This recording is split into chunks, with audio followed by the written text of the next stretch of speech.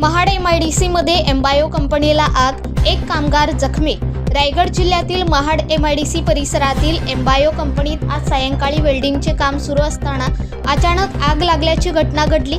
आग लागल्यानंतर कंपनी प्रशासनाने तातडीने उपाययोजना करत परिस्थिती नियंत्रणात आणली असून मोठा अनर्थ टळला।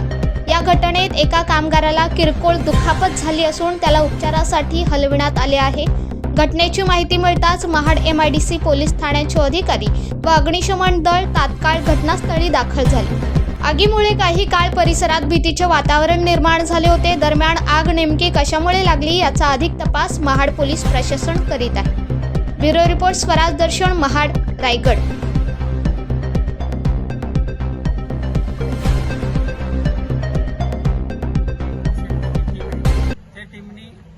आग आटोक्यात आणलेली, फायरची गाडी पण यायच्या अगोदर सेफ्टी टीम आहे, त्यांनी ती आग आटोक्यात आणली। ग्रामस्थ आक्रमण झाल्याने दिसले गेटवर, नक्की काय कारण?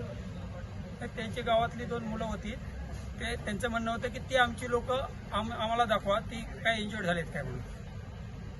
परंतु तिथं फक्त फॅब्रिकेशनची 3 लोक होती, त्यातल्या एकाने उडी मारली ती गेली, त्याला हाताला इंजुरी झालेली आहे, बाकी व्यवस्थित।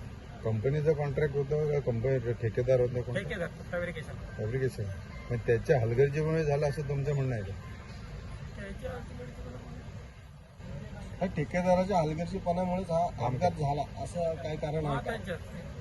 ठेकेदाराचं नाव श्रेय एंटरप्राइजेस।